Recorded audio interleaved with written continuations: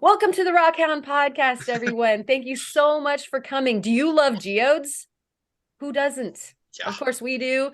And we have one of the most geodist people in the room tonight. And we're going to be talking about geodes until, you are satisfied, basically. And so without further ado, I'm going to pitch it off to Tyler. Introduce yourself. What is going on, everybody? Tyler here. You guys also know me as the Geode Cracker and Collector here on YouTube, TikTok, and all those fun places. My third time making it here. First time appearing here with Bert over there. So I know it's yeah. Got a lot. I don't know how that works out. So exciting. So, scratch that geode itch that everybody's got. You all got one. If you don't, you just haven't found it yet. So yeah, we're gonna locate it for you tonight. Yeah. Awesome. Cool. Well, thank you, Tyler, for coming back. We're excited to get into it. And who are you this week, Kurt? Rock.Hounding.Adventures. My name's Kurt with Rock.Hounding.Adventures. Excellent. Right. You are correct. I thought that was like a moment of introspection. Who are you this week, Kurt? It did. Who am I this week? Yes. All right. Well, thank you, Kurt, for coming tonight. Bert, who are you? I am Bert. I am several variations of the same thing. Wow. We are deep tonight. Oh. Yeah, pretty much. No, those words are just nonsense buzzwords that sound deep but mean nothing. All right. In my case. Yeah, exactly. Awesome. Thank you.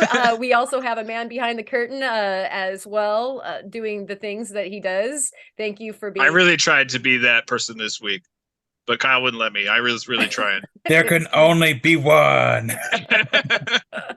I was forced out of my show last week. No, week before last. That was episode 100. That's right. So yeah, we were for real having curtain wars. Thanks for being here, though, the real man behind the curtain, Kyle. And I, of course, am Karen from Ozone Fine Art Ventures out here on the sunny Oregon coast and loving it. So we have the geodes coming soon, but we last episode actually, which was technically 2 weeks ago, we had our 100th episode. Thank you so much, everyone, for your congrats and sending the videos and lots of well wishes. So as far as the shouts go, let's see, we have, of course, Jason was our guest. Thank you so much, Jason. It was cool to have somebody who was one of our very first guests to be back on for that one. And it was really super cool catching up with us. Of course, a lot of folks were wishing us 100 more.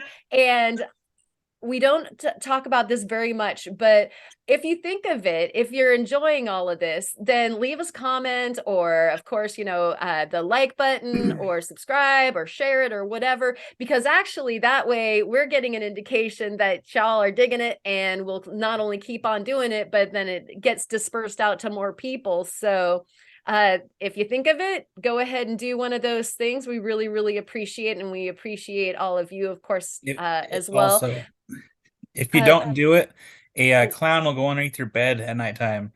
So, we're doing that your now. friends you get a scary clown. We're above that. Click this button for a free PlayStation Portable.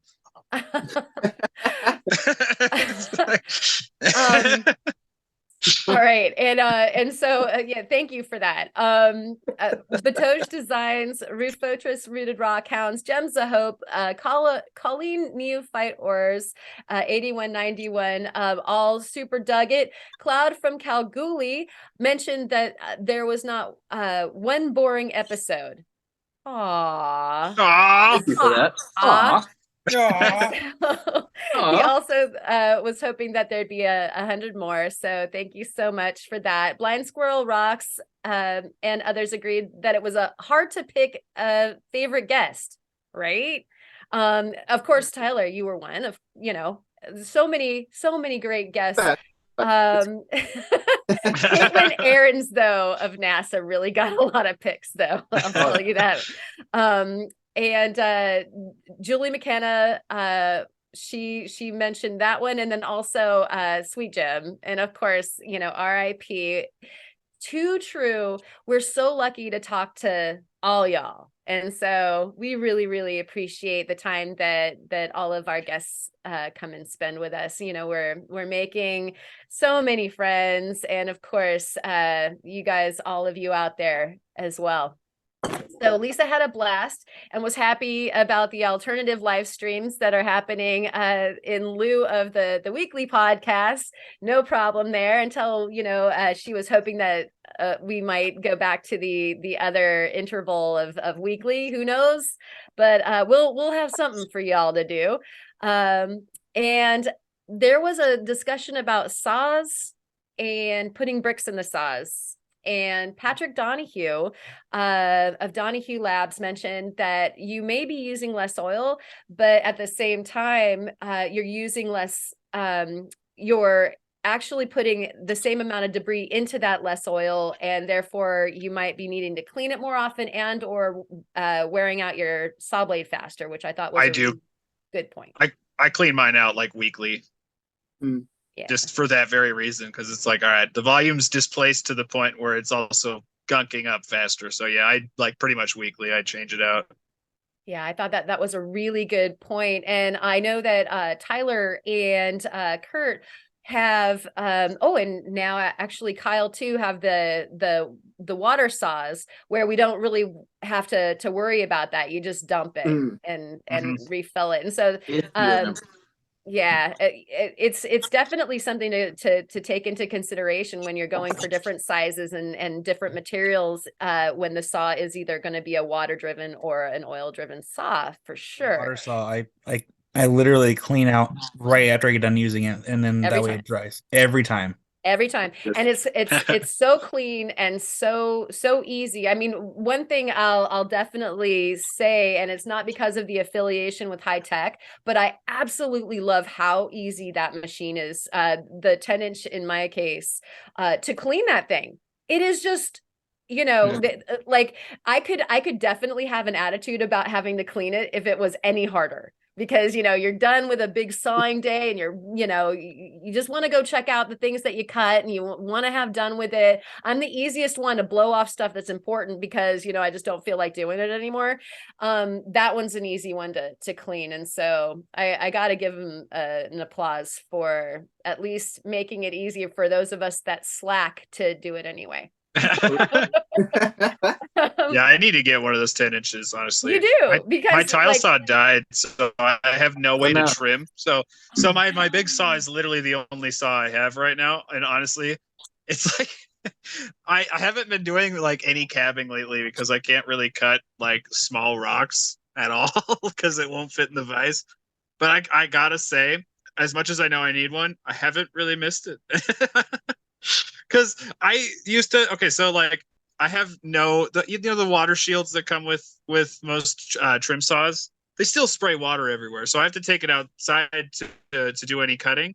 And I'm really happy to not have to do that anymore. Nice. I can just cut inside because of the hood on the oil saw. But that being said, you feel like a big kid, like an adult? It's so nice. Yeah. It's like I can just cut whenever I want without having to go outside, which is probably the main thing I love most about it. But I do need to get a smaller saw so that I can actually start trimming small stuff. Because I'll take like agates like this big, and it's like, yeah, that's not going to clamp at all. It's way too small to even reach the blade. So yeah, I do like that. Tech has got to be in my future. Yep, that 10 inch it works as a trim saw, and it definitely works as a 10-inch rock saw. So exactly, awesome. All right, well, yeah. Michael Wallahy, and he spelled it that way. Yes. In his comment, was among the many also applauding last week or last episode. Ivan Lopez, Dustin Finds Rocks, all y'all in the chat and over there on the Discord. You know that we love you and we really, really thank you for your support. And we are, of course, collecting for the viewer show and tell. So send us to the email in the description your ugly rocks any shows and tells, of course. And then the Rockhound pets too. There was the request for the Rockhound pets, and we're seeing fun pets come into the email box. And I've been cleaning up after all of them. It's quite a mess. And so if you would like to join the Discord, you can also do so with that same email, and you can come and do all this stuff with us those weeks in between when we are not on the air. So those are the shouts. My goodness gracious. How was your week, Tyler? We'd love to hear about that. Week was good. I had an earlier upload, uploaded on Monday, but it was a fun one. I don't know if you guys saw it. I did Geode Landscaping. I called it Geode Landscaping 101. Showed kind of one of my most asked questions is, what do I do with all the extra geodes, the ones that like I crack them open, I'm like, oh, just sometimes I yeet them right out of my shop, and you hear them playing. I've got a large surplus of solid already cracked geodes, so I put some of those to use and repurposed some gravel I dug up in my yard and made it look real good out there. So that was a big mission. And we've also got a pretty big garden going right now, like over 20 different types of vegetables. So that's a lot of work in and of itself too. And enjoying summer. Paisley just finished up her school year, so just getting out and about. Took the kids to a farm today. Trying to get down and do some more rock hounding. Trying to plan a camping trip too. We talk about either going up north, going to like Keweenaw Peninsula, or going down to Kentucky again. So camping bug has been us for sure. So just wanting to get out and enjoy the weather. And then, other than that, I'm kind of at a standstill with projects. I need a new blade, need a new wheel, and doing a little bit of phone tag with High Tech and Cab King. So just kind of hanging out in the meantime. I've gotten a few boxes of rocks from some awesome people. Shout outs to George and Jeff.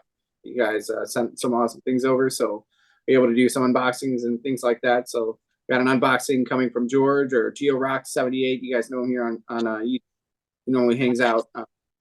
So got some stuff from him. He's up in Canada, so got to finish opening that box. It's been fun. Awesome to get rock mail, especially coming all the way from another state. There was a lot of concern. There was a bag of chips that was in there too, or another country. Sorry, coming from another country. There was a whole bunch of snacks in there too. So there was a lot of anxiety on whether the package would make it. And chips made it, didn't pop, so it was perfect. Nice. Favorite chips. And all dressed. I was gonna say, I almost couldn't remember. All dressed seasoned chips. So if you guys had the pleasure of trying all dressed potato chips, they're very good. If you haven't had the pleasure, you're missing out. But yeah, so there's one brand, like if I wanted to buy it on Amazon, it's like $40 a bag to get a chip. So every once in a while, Canada friends hooks me up. So I'm like a kid in the candy store. So it's been a good week. Nice. That's awesome. That's cool. Very cool. Well, thank you, Tyler. How about yours, Kurt? My week has been pretty good. We've just been we had family come in from California and also family from Australia, so we've just been hanging out and doing things around here, like going to the lake and just having a nice day on the lake, enjoying the weather. It's been thunderstorms in and out. When they hit, they normally last like 5 minutes and then they're gone. And been hoping the colder weather stays away, because the mountains still are getting snow around us, which is not good for areas I want to go. Come on, it's June, right? And been working on wire wrapping still, trying to increase my skill level on that portion, and been trying to cut rocks, but I need a new blade as well, and just working on polishing some calcite crystals still. Yeah, that's pretty much it on this side of the state. Fantastic. Yeah, we were just checking the forecast, and to Tyler's sentiment as well, totally been bit by the camping bug, need to get out and go to some places. And one of the destinations that we were looking at was going to be snowing. I was like, nah, come on. Come on. Can't do that. Right? Come on. So anyways, especially after this winter that we all had, like enough already. I can't wait for the Colorado River to go down. Like, it's the highest level it's been in 13 years or 18 years. Wow. And so there's going to be some good rock hounding to do once the river goes down in here on this side of Western Colorado, and then also in Eastern Utah. So looking forward to that. Was planning on doing that for my birthday, but I think it's still going to be flooding. So just wait. Yeah, I know. I've been doing a lot of urban rock hounding. Right on. Itching to get out, man. But it's got to be some real good pickings once you get out there. I could only imagine all that stuff, all that water getting to places it hasn't been in over a decade. Oh, yeah. Yeah. Colorado. Jeez. That sounds like salad. All right. Thanks, Kurt. And Bert, how about yourself? It's been chaos. It's been so busy. Okay, so I went out with Montana Rock Mom 2 days in a row because she got access to a site on private land where we are able to dig, and we found some stuff that is unbelievable, like absolutely unbelievable. Out of this world amazing. And it's that video will probably not be coming out for a few weeks. I've got a few others that need to come out first, but it's a huge deal. Yeah, cliffhanger. Big cliffhanger. The second we stop recording, I'll tell you, Tyler. Yeah, that's the thing viewers at home you don't realize is when I do these cliffhangers, the moment we're done recording, I tell the guests. So they don't, just let. You wouldn't be able to sit on this either. It's so exciting. So there's that, and then I've been prepping said things for the past couple days. I finished prepping my monster ammonite, which I don't have physically with me, but I have pictures of it for show and tell, and it's crazy. It's so nice. On the front that I teased last week, I actually can talk about it now. I was invited to run a booth at the Billings Mineral Show. So August 3rd through the 6th, I will be running a booth there. I'll be selling a bunch of stuff, including actually a lot of stuff that I've never sold before. Like my private stuff is going to be going up for sale. It's probably a good thing. These are things that you haven't previously sold. Or the owners would be. Well, I mean, like, we're talking stuff like agonized coral that I never part with. We're talking like calcite clams that I never part with. Like my big 5+ pound agates. That's stuff that I normally never sell, and a lot of it is going to be coming with me, and especially like the smaller specimen type stuff. I've got a whole lot of fossils that I have never listed before. So yeah, basically I'm going to have a lot of stuff, and a lot of it is stuff that I've never put up for sale before. And on top of that, they scheduled on August 4th from 11:30 to 12:30.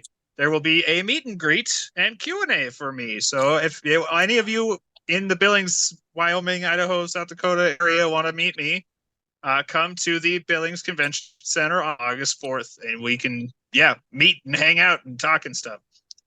That's so cool. And drink lots of coffee together. Yeah, exactly. Right. Yeah,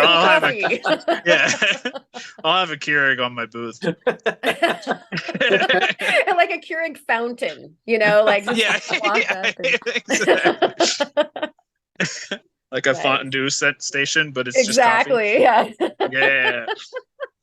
So I'm really excited about that, but I'm also really nervous because I'm a hermit. I'm absolutely a hermit, and the Gem and Mineral Show in Billings is huge. And this year it's going to be even bigger because Billings is actually hosting the national show. Wow. So it's not just a big show. It's it's going to be way bigger this year than normal. So my nerves are already frayed. It's like a month and a half away, and I'm already panicking. I hope so. I just hope I can get enough stuff done in time because it's going to be busy, very, very busy. Well, at least you're not making a chess set. Yeah, I'm glad I have that done. Out of the way already. Oh my gosh. Speaking of making things, though, I don't know when this video is coming out, but I'm going to be starting on making it tomorrow. I am making, and I will show you how to make a sandblaster, mini sandblaster for fossil preparation. It's really, really freaking easy to make your own. I don't know why I haven't made one yet. But yeah, we've been waiting for this. Yeah, it's when finally I say here. We, I mean me. Yeah. Yeah, I have all the stuff that I need to make it at the shop. I just didn't do it today because I was playing with the stuff that me and Kim found. So yeah, coming very, very soon. I will show you all how to make a sandblaster for fossil prep on a budget. I mean, they're cheap, super cheap. You can make it in like 5 minutes. All you need is an air compressor, and you are good to go. Nice. All right. Yeah. So looking forward to that. Yeah. Cool. So other than that, that's pretty much it. Other than all those things I just listed. Right. Your life is so boring, Bert. Oh, and on top of all that, I'm on an antibiotic because I got an infection. Oh. And my body reacted negatively to it. So I lost 4 days of work because my leg was cramping for 4 days straight. Wow, that's brutal. Yeah, Yeah, like my right leg, my quads and my hamstrings were just like cramping, painful. It was like literally like a 4-day long Charlie horse. It hurt so bad, and my knees, it's not cool. my joints were all messed up. Yeah, it sucked. I hate when that happens. I'm sorry, man. So all this stuff that I need to get done, and then I just get flattened for 4 days. That sucked. But we're better now. All right. It's all good. That's good to hear, Bird. Well, thank you for that. Yes. I too have been extremely busy preparing a bunch of stuff for a drop on my website. I've been working on a collection forever. It's been sunny outside, so there's a lot of this work gets to happen outside. And when I get to work outside, I really like employing the stuff that's too messy to do inside, kind of like that whole tile saw thing. So a lot of my carving, I'll go out there to do something else. And then I'm like, but what I really want to do is work some opal or some, carve some sunstone or something like that. And so that's going to be happening, or it is happening now. We'll see some of that soon. There's new projects in the works, stuff that I'm learning how to do.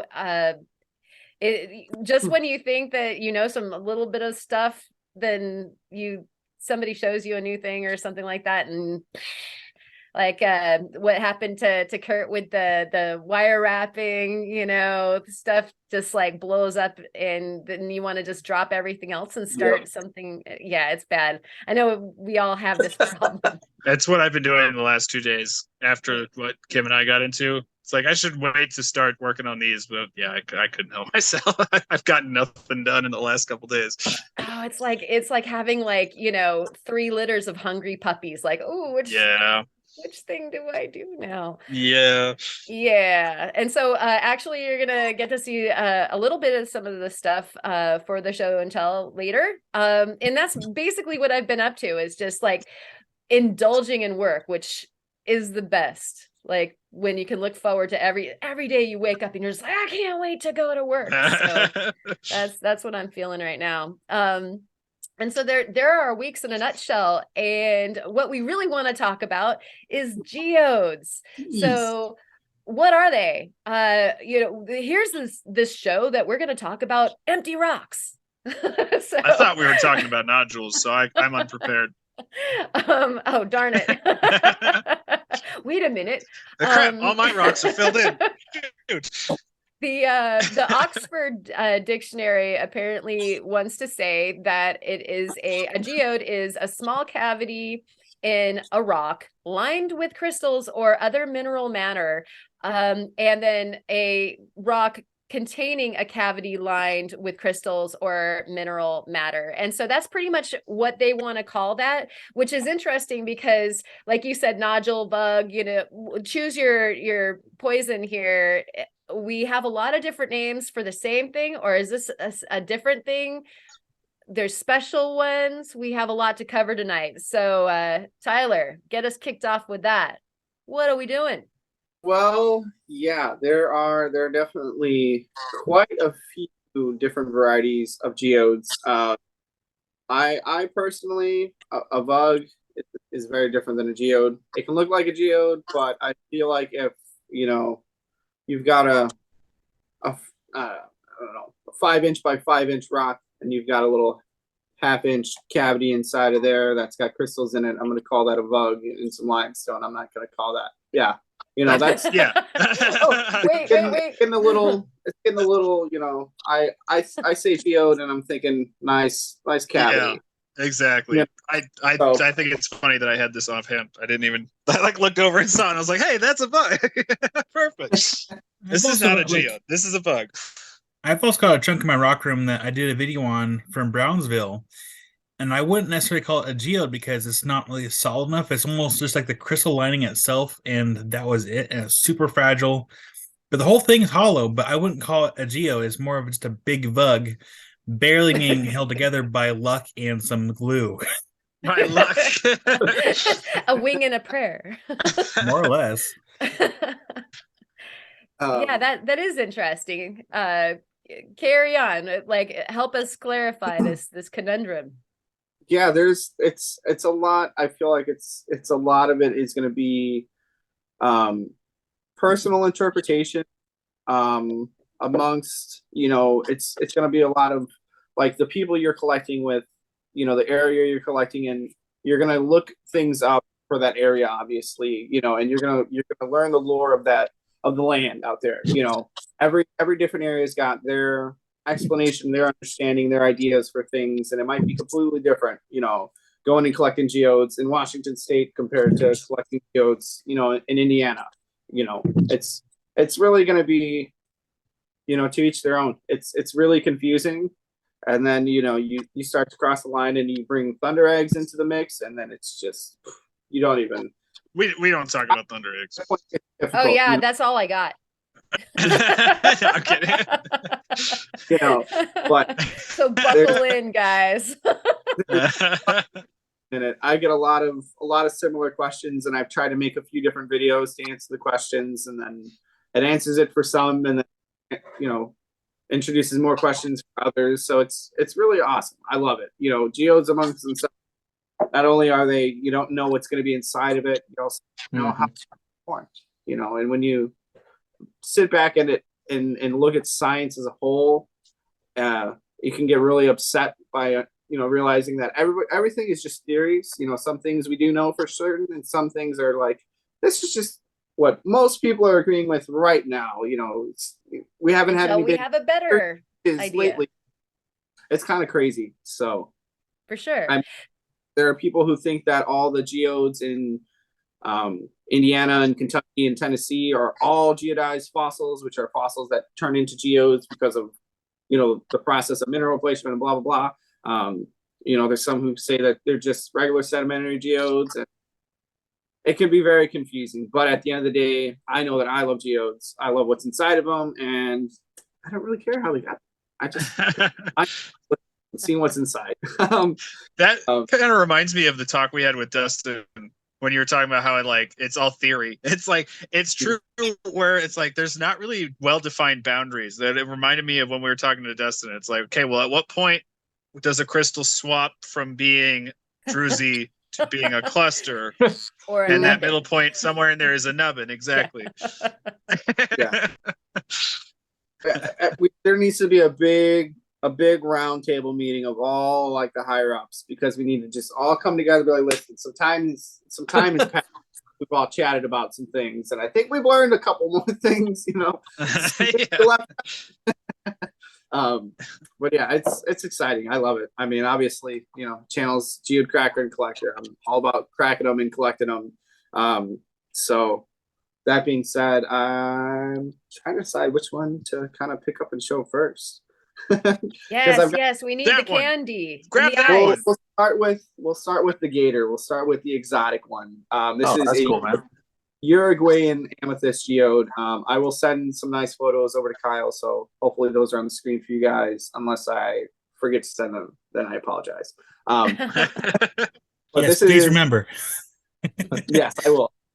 These are, this isn't what you normally think of. This, looks almost like a piece of pie. This isn't what you think of for your normal geode, but this is one of the very few igneous geodes that I have. Most of them, if not all of them sitting on my table right now, are all sedimentary geodes. So if you're confused by that, a sedimentary geode forms in sediment for lack of going into a very long, complicated process. And igneous geodes form as a byproduct of volcanoes, hence igneous. So we get a little bit more nicer colors, a little more exotic, if you want to call them, minerals like amethyst and things like that. You know, there's a nice big chunk of calcite down here as well. So, and then also there's, I always forget, but there's also some egg lining this one as well.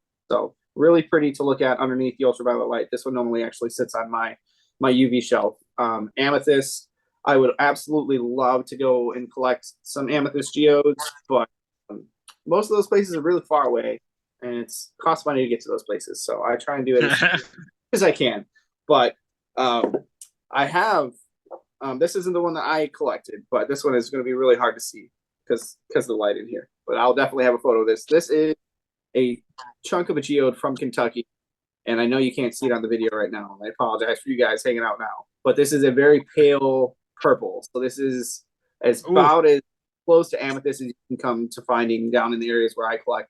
There's one creek that I know of in Kentucky where you can find them in the Green River. Sorry, not creek. In the Green River. This one, Kentucky Rockhound, my buddy Mike, he found this one and gave it to me. And I actually found one that was solid, but I cut it. So I have some nice slabs of some very pale amethyst. So I like the colors. I do find a lot of just big quartz. So I'm always super giddy when there's a little bit of color variation. And for that, that's all I'll show you guys now, because we've all got some geodes that we're going to be showing off. So I will pass that along to someone before I just take the reins. Totally. I like that. We get a taste. Oh, We yeah. got some purple taste on that. There's plenty more. What do y'all have to add to that, guys? It actually reminds me of a point that I was about to talk about. I think when a lot of people hear the word geode, they go out and get upset when they don't find anything because they're like trying to find coconut geodes. Where it's like, in my experience, the majority of geodes aren't going to be perfect spheres the way that those, like both of those examples you just put up were perfect, like examples of what I'm talking about. It's like, if you go out expecting softballs, you're not probably going to find what you're looking. Yeah, exactly. Yeah. But it's a shell. That's it. Yeah, exactly. And that, again, it comes back to the point of it's all theoretical, Yeah, it's like, it's frustrating, but fascinating at the same time. I love it. Aaron, show it again. What's that? Show it again. This one? Yeah. Yeah. Oh. Well, this is one that Dustin sent me, and unfortunately, I took the two that Dustin sent me, and I didn't bring the little notes that go along with it. So maybe Tyler would, or any of you guys that recognize this material. Yeah, it looks like a bald hedgehog. It's definitely a rock. It definitely. It's definitely a rock. Weird. It looks like a brain. That he finds out there. Yeah. It's I believe it's a Missouri thing, and it's got two holes here. You can hear something rattling inside. It's definitely hollow. Ooh. And so is it pennies? Yes. How'd they get in there? I know, right? It's my guitar pick. Yeah. And so this is one that I'm definitely going to cut, but I think it's so unusual on the outside that I'm having a hard time. Obviously the you were talking about the difference between the rather sedimentary and the igneous, and I would assume that this is a sedimentary, and we have some undercutting of erosion that's happening that makes it look so brainy or weird organic, and I love it.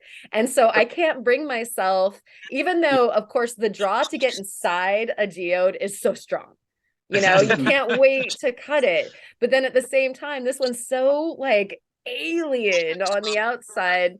I can't bring myself to cut it in half. I've actually, I want to run out to my garage right now because I have like 2 or 3 sitting on my shelf that are very similar, like textured on the outside. Oh, cool. And where did you find those? Those were from Indiana. So Okay. with that, I would say that there is a more than likely chance that that was something that was organic at some point, some sort of more than likely some sort of aquatic thing. But Oh, wow. in I need to get All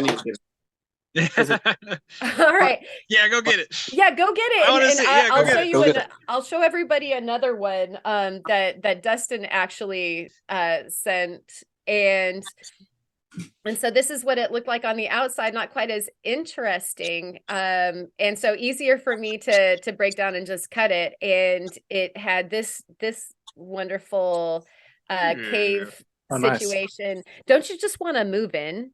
Yeah. Like, I love Exactly. it when there's like a whole, a diorama inside Mhm. of the geodes. This one was really exciting. And so we have like little Karchner caverns in there.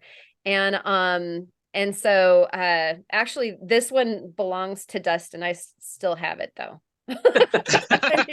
I need to send it to him. I cut it and I polished it, and I'm polishing the other half, but it was at the end of the season that you would ever want to do wet angle grinding in Oregon. It was the end of that season. We went into winter, and Gotcha. it's been like raining ever since. And so like now that the sun's out, I can do the other half and send it out to him. But I do think it's interesting that discussion about what people are looking at when they're trying to find the geode. Like, I'm looking for the coconut. I'm expecting it to just like, work away from some like loose, loamy soil from either side. Yeah, exactly. Going to present as this wonderful soccer ball or something. Yeah, exactly. It's like, look, we're not all Dugway, okay? Yeah. Have you Because those found, actually are pretty much all balls. is that what happens? Have you found ones like that, Kurt? Or like, what is your experience? Well, so there's only 2 locations that I know of here in Colorado that you can find geodes. One of them is like an hour away from here, which I actually plan on. I was actually talking to my girlfriend about a week ago, saying that we need to stop by this spot because we drove right past it, and we're planning on going out and finding them. It's placed out in the White River, which is near Grand Junction, where you can go and dig calcite geodes. And then there's another location over in like South Central Colorado, Wolf Creek Pass near Pagosa Springs, where you can go and find amethyst geodes, which I've been by there, but I didn't know about the location at the time. So we'll be going there hopefully this year to go and find some of those. But all the geodes that I found personally were out in southern Kentucky when I was there in 2018. And they range from fossils to our geotides, brachiopods and gastropods, to just like regular geodes that have beautiful different types of crystals. Calcite, quartz. I think there's like is there a crystal called celestite? Blue celestite. I think so. Is a thing. It can be found in them. I haven't found any with celestite, but yeah, there's we actually. Sorry, I didn't mean to cut you off. What's that?